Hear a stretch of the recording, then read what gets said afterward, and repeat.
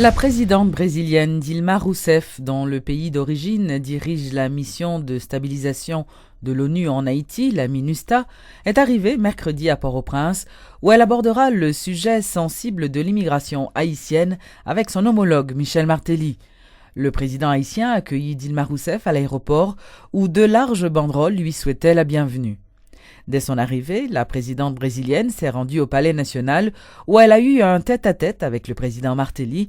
Ils ont également tenu une conférence de presse conjointe. Haïti est sensible à l'intérêt manifesté par le Brésil pour notre développement économique. Donc j'ai sollicité de la présidente Rousseff qu'elle nous aide à promouvoir les investissements privés brésiliens en Haïti, notamment au parc industriel de Caracol. L'aide du gouvernement brésilien est aussi sollicitée en vue d'inciter les membres de l'Association brésilienne des industries du textile, ABIT, et de la Confédération nationale des industries, le CNI, du Brésil, à investir en Haïti. J'ai voulu transmettre à la présidente Rousseff l'importance de son appui au gouvernement haïtien, notamment de sa coopération à notre programme national de lutte contre la faim et la malnutrition, dénommé Abagangou, qui permettra à environ 2,2 millions d'enfants de bénéficier de la cantine scolaire et à 1 million de mères de familles et individus vulnérables de recevoir des transferts d'argent et de nourriture. Nous avons parlé aussi de la migration des Haïtiens au Brésil, et la présidente nous promet que près de 1200 visas seront alloués aux Haïtiens, des visas qui ne seront pas des permis de travail, mais des visas s'étendant sur une durée allant jusqu'à 5 ans, pour permettre aux Haïtiens d'aller librement au Brésil sans passer par ce qu'on appelle chez nous des magouilles, des centres de pays, des pots de vin et à d'autres gens. Donc on légalise les voyages et on facilite. J'ai voulu persuader la présidente Rousseff que maintenant nous vivons dans une nouvelle Haïti. Elle me dit l'avoir remarqué, la délégation aussi. Je me suis engagé pour le progrès de mon pays. Haïti et le Brésil ont des occasions favorables de collaborer. Les investisseurs brésiliens ont des opportunités d'innover et d'investir comme jamais auparavant. No setor de saúde, temos trabalhado decisivamente. Dans le secteur de la santé, nous avons travaillé de façon décisive avec des partenaires internationaux tels que Cuba dans la restructuration d'un système public en Haïti. Nous prévoyons d'inaugurer cette année 3 hôpitaux et un institut de réhabilitation pour les personnes handicapées et de réaliser la formation de plus de 2000 nouveaux professionnels de la santé ainsi qu'un programme d'ambulance. Le Brésil développe aussi avec Haïti une série d'autres projets de coopération technique dans les domaines de la sécurité, de la justice, de l'éducation, du sport, de l'environnement, du développement urbain et de l'infrastructure. Je félicite aussi le président Martelly pour la démocratie haïtienne qui révèle toutes ses qualités dans la transition d'un gouvernement démocratiquement élu vers un autre et sa capacité de former un nouveau gouvernement dans un climat de respect à la diversité. O espírito que preside as relações Brasil-Haïti é espírito. L'esprit qui préside aux relations du Brésil et de Haïti est un respect à la souveraineté, de coopération, de développement, d'amitié fraternelle, d'ouverture au dialogue et de respect mutuel. Je suis certaine que o Brasil e o Haïti que le Brésil et Haïti démontreront leur capacité de construire un partenariat em que os dois povos et que nos deux peuples poderão, de uma parceria que os dois povos poderão se orgulhar. Un partenariat dont nos deux peuples pourront être fiers.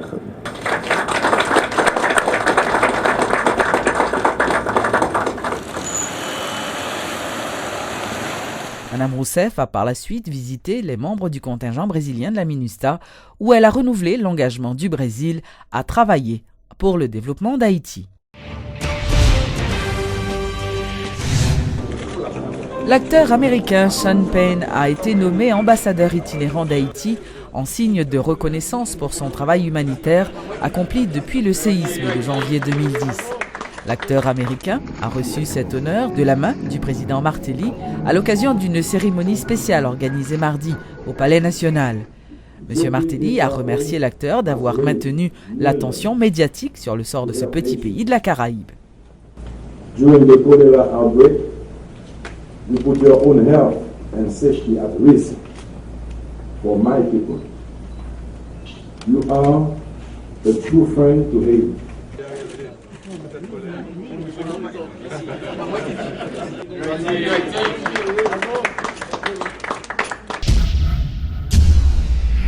Les avocats de Duvalier ne sont pas satisfaits de l'ordonnance du juge instructeur Jean Carvès préconisant un procès au correctionnel contre l'ex-président à vie. Les deux hommes de loi, Reynold Georges et Osner Févry, annoncent qu'ils feront appel de cette décision, la qualifiant de plaisanterie. Ils affirment que les délits et crimes sont frappés de prescription au bout de 3 ou 10 ans et ils assurent que la Cour de cassation avait déjà rendu un arrêt sur ce dossier. L'ancien président à vie Jean-Claude Duvalier demeure dans le collimateur de la justice. Il est désormais accusé de détournement de fonds publics. Le juge Jean Carvès a acheminé l'ordonnance de clôture au parquet aux fins de signification. Une décision qui a soulevé de nombreuses réactions, notamment chez les défenseurs de Baby Doc. Maître Reynold Georges parle de persécution politique à l'encontre de son client. La Cour de cassation de la République t'a déjà prononcé sur ce sujet ça. Et il t'a dit qu'il n'y a pas lieu, n'est-ce pas, pour poursuivre Jean-Claude Duvalier et consorts pour détournement, vol, etc. Ça ne qu'à brûler des délits financiers, etc. Voilà que le juge là lui-même qui a innové. Le juge n'a pas le droit d'innover parce qu'il n'est pas législateur. Lui rend une ordonnance que personne ne va comprendre, alors le monde qui versait dans le domaine. Un avis que partage un autre des avocats de Jean-Claude Duvalier, Osner Févry. Son ordonnance, tout le monde a besoin de bagaille là-dedans que aurait main et en même temps tout le monde a besoin de bagaille là-dedans que pas main. C'est pas une décision rendue au nom de la loi en respectant les règles et les principes du droit, mais de préférence une ordonnance rendue sur la base plutôt de nos réalités sociologiques. Du côté des victimes déboutées par la décision du juge Carvès, domine l'incompréhension.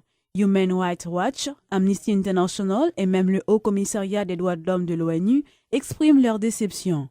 Et pour le secteur haïtien des droits de l'homme, Antonal Mortimer, secrétaire exécutif de la POHDH, parle de décisions scandaleuses et politiques. Nous pensons son coup pour la justice et encore une fois, il y aurait tué les gens qui étaient victimes sous le régime Duvalier encore.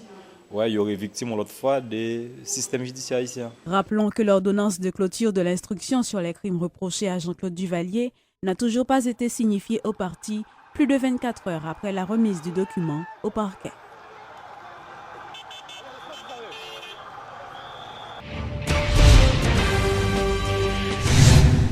L'ancien président du Conseil électoral provisoire, Gayo d'Orsainville, ne s'est pas présenté ce mercredi au cabinet d'instruction comme annoncé. Monsieur d'Orsainville s'est fait représenter par ses avocats. L'un des défenseurs de l'ancien membre du CEP, Maître Osner Févry, a fait remarquer que le parquet de Port-au-Prince n'est pas compétent pour juger Gayo d'Orsainville. Il y a une loi sur l'organisation judiciaire de ce pays. Cette loi établit 18 juridictions. Il y a 18 commissaires de gouvernement, il y a 18 tribunaux civils, 18 doyens, et un seul juge ne peut pas lui-même décider qu'il a une juridiction nationale pour écouter les questions électorales. Voilà pourquoi la loi dans ce pays, la loi électorale, avait décidé que pour tous les actes posés par un conseiller électoral ou par les conseillers électoraux, ils dépendront de la Haute Cour de justice. La Haute Cour de justice ne peut être formée qu'à l'initiative de la Chambre des députés. Voilà pourquoi, depuis hier, une autre correspondance a été adressée au président de la Cour, au président de la Commission de justice de la Chambre des députés. Et par cette correspondance, nous informons M. Danton Léger, avocat, qu'il y a une dérive qui est en train d'être commise ici au niveau du tribunal civil de Port-au-Prince, parce que le parquet de Port-au-Prince s'est octroyé le monopole de la saisine d'une affaire. Nous avons mis en branle la requête qui est adressée au juge d'instruction, nous lui demandons d'être dessaisi de la question.